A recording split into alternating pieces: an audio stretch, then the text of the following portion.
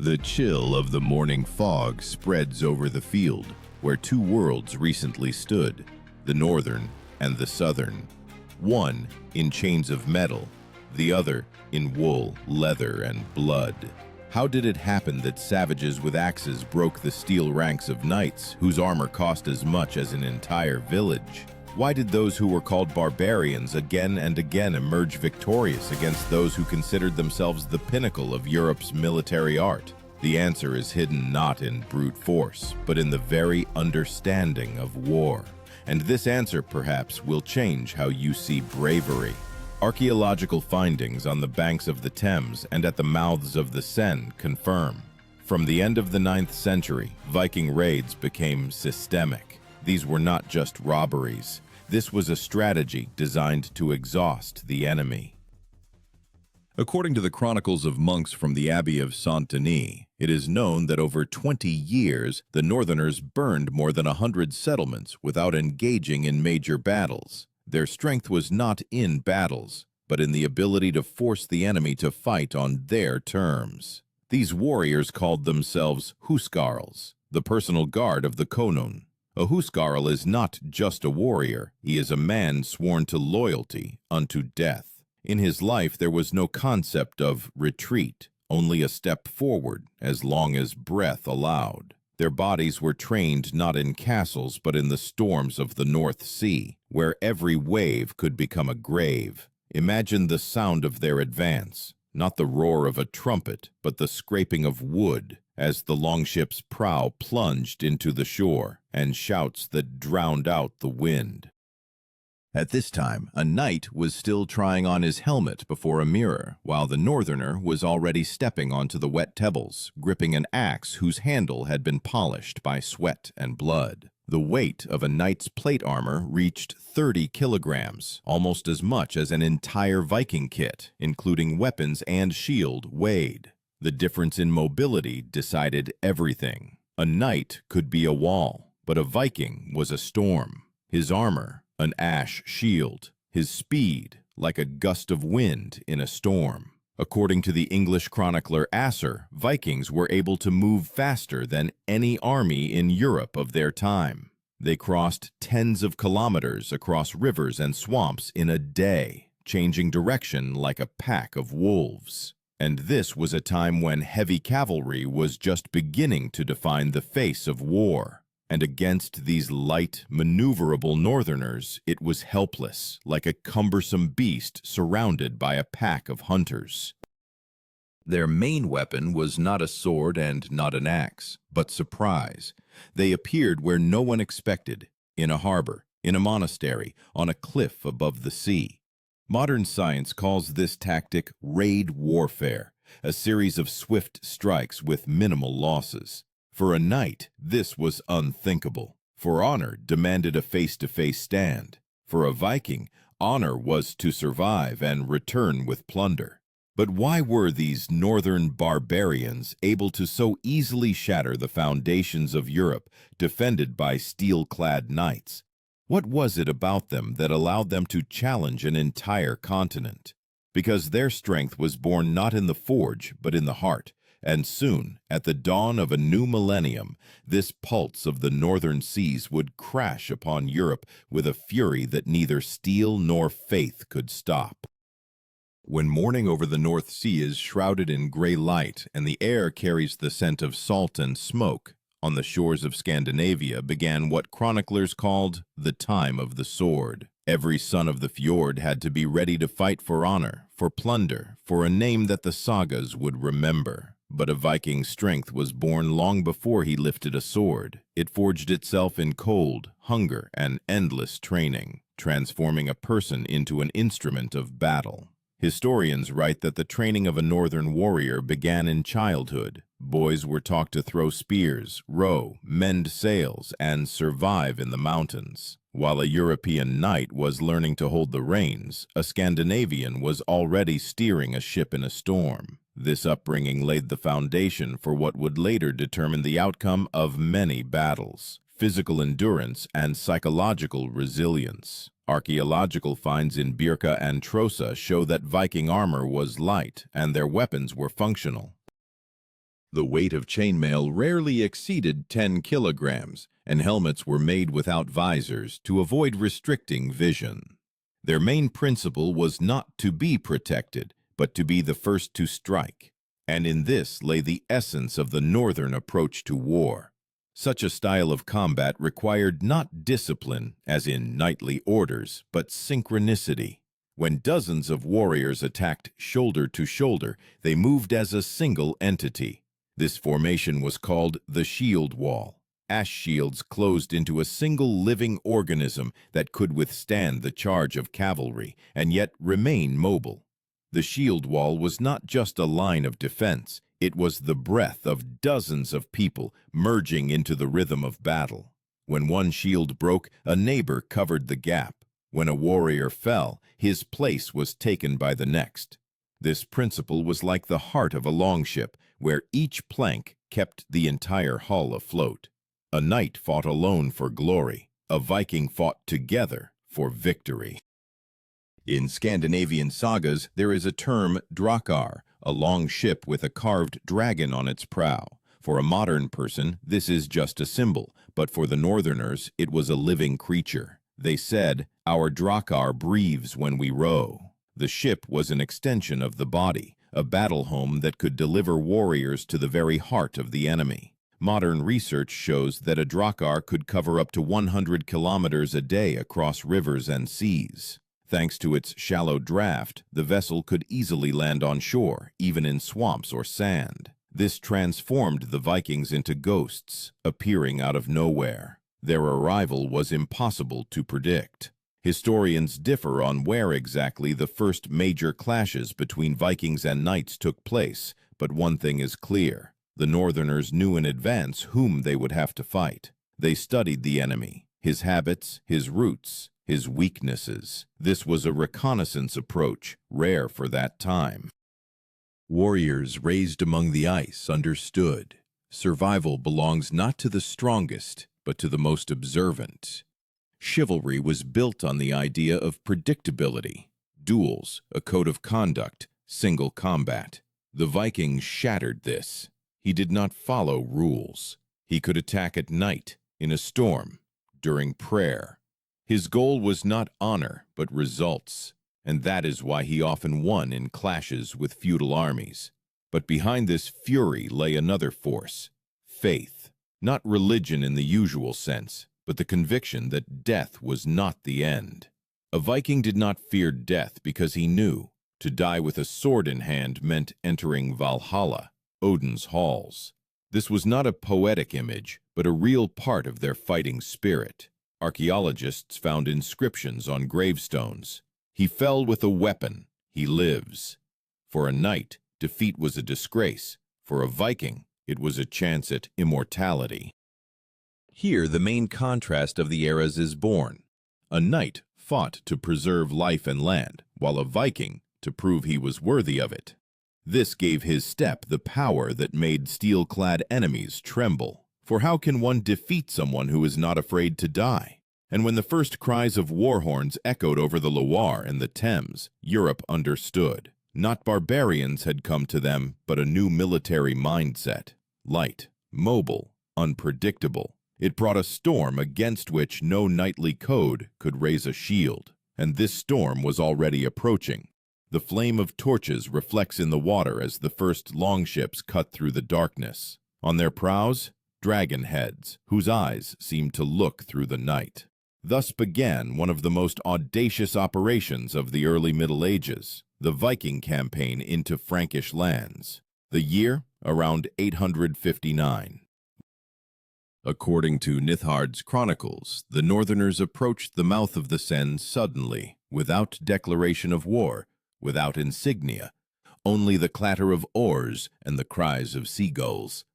Frankish knights did not yet know whom they were dealing with. They believed in order, in trumpet signals, in formations, in discipline. But against the Vikings, these rules meant nothing. 100 ships entered the river, and in a matter of days captured the coastal fortresses. Not a single garrison had time to prepare.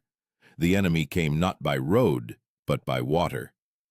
Contemporaries called this tactic "strike from the sea," Today, historians explain this was the first form of amphibious warfare. The key term is blitz raid.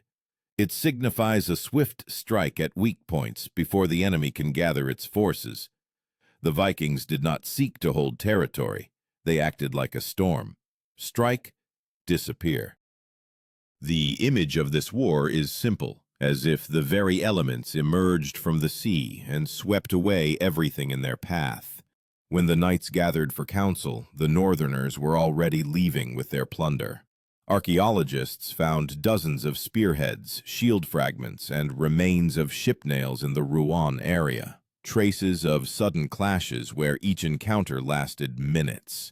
Knights in plate armor, whose movements were constrained by kilograms of steel, found themselves helpless in the mud and near the water. The weight of their armor reached 35 kilograms, to which a sword, shield, helmet, and stirrups were added. A Viking, however, could run knee-deep in mud, jump into the water, strike, and immediately retreat. Flexibility was in his arsenal. For the knight, it was pride. The chronicler Fulda wrote that Frankish commanders did not understand how the enemy fought without order. But this chaos was carefully planned. Before landing, the Vikings formed a shield wall, covering each other. Their front line absorbed the impact, while the rear delivered counterattacks, short, sharp, like gusts of wind. Among their weapons, the seax, a short, single-edged sword, held a special place. The seax did not gleam like a knight's blade, but it was ideal for close combat. It could be used for thrusting and slashing from any angle. According to finds in Hedeby, the length of a seax rarely exceeded 70 centimeters, but it was wielded with such speed that knights often did not even understand where the blow came from. Battles with Vikings were unlike traditional battles. It was not a frontal assault. It was a hunt. The Northerners surrounded the enemy, struck from the flanks, and set ambushes at crossings. Every stone, every river became part of their weapon. In the Chronicles of England from that time, the phrase, "they came from the fog," often appears. This was not a poetic image, but a literal description. Vikings used morning mist and rain to conceal their movement, but behind this mobility lay a strict structure. At the center of the battle formation was always the konung or jarl, surrounded by huskarls, his personal guard. They not only protected their leader, but served as the backbone of the entire army. If the huskarls stood firm, the army would not waver. If they fell, the battle was considered lost. Their steadfastness became legendary. It was written that one huskarl could hold a position against 3 knights because he did not fear pain. He was trained to fight in close formation, using not only his sword, but everything at hand: a broken shield, a stone, a knife. His muscles were like ship's ropes, stretched to their limit. And when a cavalry charge bore down on him, he simply dropped to one knee, letting the blow pass, then struck the horse's flank. Many chroniclers accuse the Vikings of treachery, but it was precisely this treachery that marked the beginning of a new understanding of war: flexibility, speed, initiative. They did not recognize sacred rules of combat, but they understood the value of every second. For them, it was not the ritual that mattered, but the outcome. And Europe for the first time encountered an enemy who could not be defeated by fear, because the Viking himself was the embodiment of fear, not personal, but ancient, like the cold of the sea. And this fear, once unleashed on land, could no longer be driven back into the waves. Over the plains of England stretches a fog, thick and heavy, like the breath of the earth before a storm. Hundreds of knights form battle ranks: shields, spears, horses, banners. The clang of metal fills the air. Every steel plate is adjusted, every strap is tightened to its limit. Across the river, the Vikings are silent.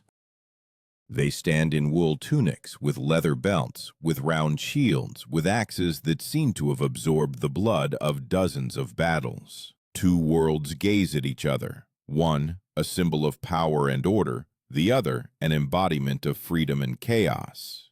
This scene is described in the chronicles of the Battle of Maldon in 991. Anglo-Saxon knights clad in chainmail lined up on the shore to prevent the northerners from crossing. They were commanded by Bertnoth, Earl of Essex. He believed in the honor of combat and allowed the enemy to cross the river to fight by the rules. A chronicler writing about it later noted, "Thus honor became his downfall. When the Vikings stepped ashore, they did not wait for a signal. They struck first." Here, for the first time, Europe encountered what would later be called aggressive mobility, the ability to attack instantly without losing formation. This Viking tactic was called svinfylking, the swine. This is how they referred to the wedge formation that cut into the enemy's ranks, breaking its center. This was not just a maneuver. It was the embodiment of their spirit, a direct strike without hesitation. Imagine this moment: the roar of horns, the shriek of metal, the clash of shields. Vikings run down the slope, shouting one word, "Odin!" Knights dismount, try to hold the line, but the northern wedge crashes into them with the force of a sea wave. The first rank falls, the second does not have time to regroup. Every axe blow splits wood and flesh. Chronicles state that Vikings made no distinction between noblemen and commoners. Their goal was not to capture, but to destroy. This was not cruelty, but strategy, to deprive the enemy of leadership, to cause chaos. Archaeologists found remains with bisected skulls under Maldon, struck from top to bottom, a typical trace of the battle axe, the broad axe. This weapon weighed about 2 kilograms and could penetrate even chainmail. The broad axe was not just an axe, but a symbol of northern equality.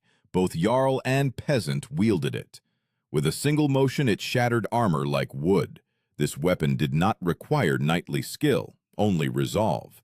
And the Vikings' resolve was absolute. But not only weapons decided the outcome. The northerners knew how to use terrain. When knights advanced, Vikings retreated into the swamps, luring the heavy cavalry. Horses got stuck, spears broke, formations collapsed.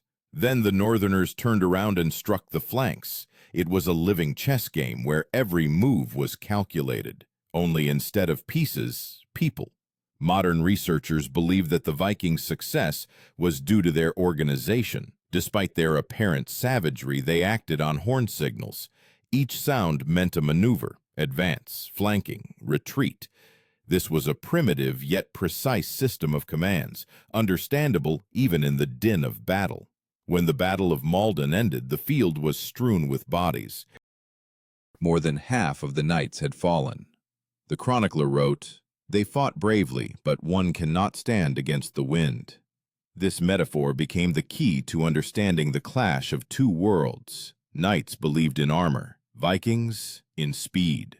Their spirit was fueled by faith in posthumous glory. Before battle, Vikings cast lots to see who was destined for Valhalla. This ritual reminded them that the outcome was already decided, and fear lost its meaning. Psychologically, they were free, and a free warrior is more dangerous than any clad in armor. The dead remained on the field, but victory belonged to the living. The names of the fallen knights vanished from the chronicles, but the fame of the Northerners spread across the continent. Their songs were sung even where they were feared, because it was not just a victory in battle, it was the end of an era when armor was considered invincible. And yet, in this storm, the first echo of the future was already sounding. A clash in which the strength of steel would finally meet the wisdom of the sea, for knights would begin to learn from their enemies. But first, Europe would endure decades of fire, plunder, and fear, when the name Viking would signify not a people, but a phenomenon. The ashes of bonfires slowly settle on the ground. The wind carries the scent of burning and salty water. On the shores of Europe, there is no longer silence, only traces of burned monasteries, ruined forts, and hundreds of crosses stuck in the ground. From the mid-10th century, Vikings were no longer mere raiders. They transformed into rulers. Those who came from the sea like a storm now remained on land like a tempest that became the wind of history. Archaeological data from York and Rouen confirm the Northerners' settlements turned into cities. They built fortifications, minted coins, adopted Christianity, but the spirit of their warfare never disappeared. This spirit became the foundation of Europe's new military culture. The irony of fate, those very people who were considered destroyers taught Europe to wage war in a new way. The key term of this period is družina. A modern person might hear something simple, almost mundane in this word, but in those times it was a special form of military organization. A družina was an alliance of a leader and his warriors, bound not by command but by oath. It was a prototype of feudal loyalty, but without the knightly pathos. Everyone knew his place beside the konung was not bought, but earned with blood. The Scandinavian družina was mobile. While European armies spent weeks gathering militias, a družina could set out on campaign the very next day. This changed the very concept of war. The Vikings were the first to transform detachments into professional military forces. Subsequently, it was based on their model that Europe's first standing armies were built. In the 11th century, the descendants of the Vikings, the Normans, stormed England. On the field at Hastings in 1066, two worlds clashed, born of a single northern element. On one side, knights under the banner of William the Conqueror, a descendant of the Viking Rollo. On the other, Anglo-Saxons, also heirs of Scandinavian blood. And although a century had passed since the first raids began, in this battle it was again not steel but speed. Not the gleam of armor but the ability to maneuver that decided the outcome. Historians write that William used a feigned retreat, a tactic first employed by the Vikings. This was a cunning maneuver, to feign retreat, lure the enemy out, and then strike when they lost formation. Thus, the victory at Hastings became the last echo of the ancient northern school. Europe learned a lesson that began on the icy fjords and ended on a foggy English hill. It was then that chivalry changed. Warriors in armor began to understand. An armored fist was nothing without wit and speed. Light units, reconnaissance, a system of signals began to appear. Everything that the Vikings had practiced for centuries. Even shipbuilding changed, from heavy barges to long, narrow vessels capable of sailing against the wind.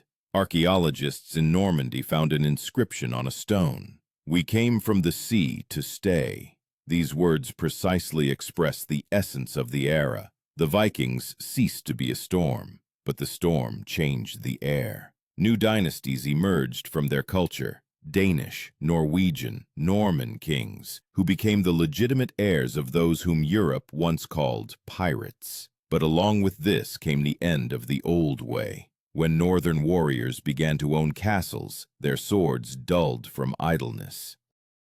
They no longer lived in boats and did not warm themselves by fires on the shores. Their descendants wore coats of arms and participated in tournaments, forgetting the smell of salt on their skin after battle. History seemed to come full circle. Barbarians turned into knights, and knights into heirs of barbarians. However, the Viking did not disappear. He remained in legends, in the blood of those who still seek risk and challenge, because the true victory of the Northerners was not in conquered lands, but in the fact that they forever changed the very meaning of courage. They proved strength is not armor, but the will to move forward when the whole world is against you. And even when Europe drowned in luxury and dogmas, the memory of the people who came from the sea continued to live in songs. For every storm begins with a single stroke of an oar, and every people once decides what is more terrifying, to perish or to remain. And ahead, silence, in which a new question is born. If you had stood on the shore then, amidst the roar of horns and the shriek of metal, whose side would you have been on? In shining armor or among those who go against the wind.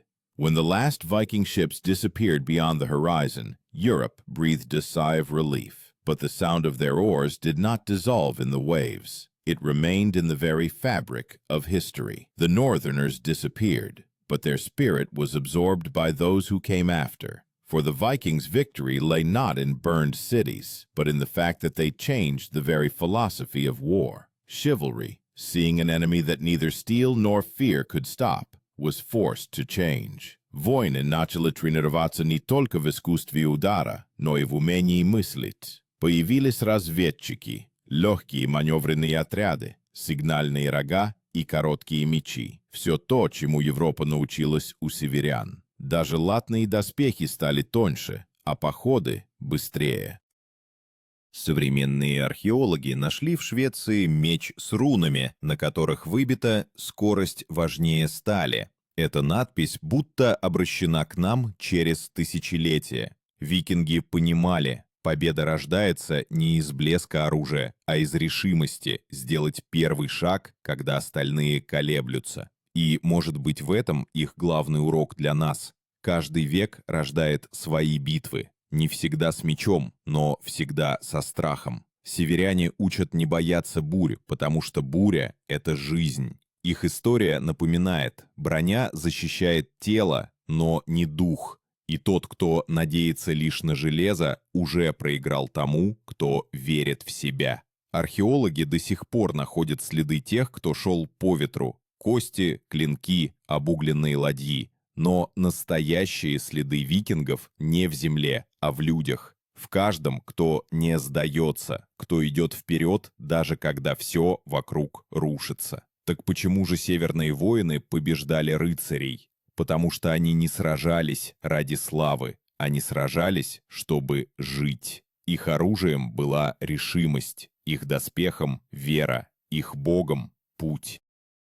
И теперь, зная это, стоит задать себе вопрос. Если бы буря пришла сегодня, хватило бы у тебя духа идти против ветра, как когда-то шли они?